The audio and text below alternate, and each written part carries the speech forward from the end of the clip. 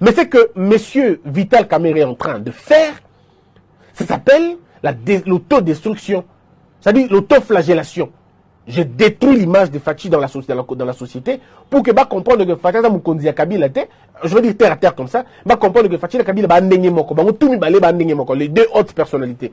J'étais directeur du cabinet du président, j'aurais dit, le président de la République a reçu dans sa résidence privée le sénateur Joseph Kabila.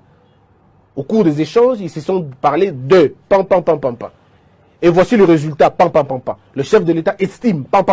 Ça s'arrête là. Ce sont des choses élémentaires qu'on a appris. Ce sont les ABC, il y a journalisme, il y a Mouki, il y a communication. Je ne peux pas être dans une neutralité incendiaire, parce que cette neutralité a qu'à jouer le directeur de cabinet, c'est une neutralité qui finalement démet le président de la République. Et c'est que totale corrélation à Macambon, on comprend qu'il n'y a pas longtemps, contre Twitter, il y a président de la République, il y a qui a un fauteuil vide, Moutasa quitté.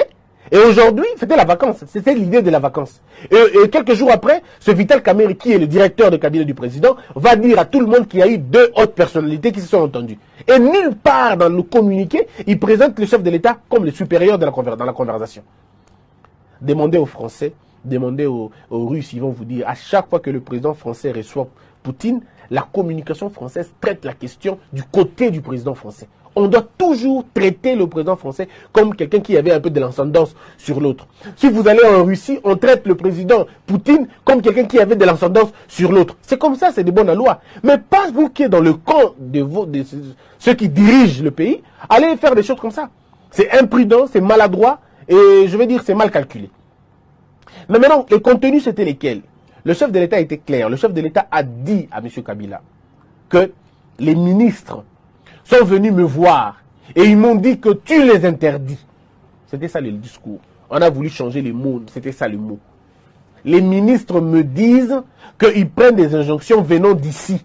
Ça dit venant de chez vous. Ça peut être vous ou ça peut être vos collaborateurs proches. Ils disent aux ministres de ne pas m'obéir.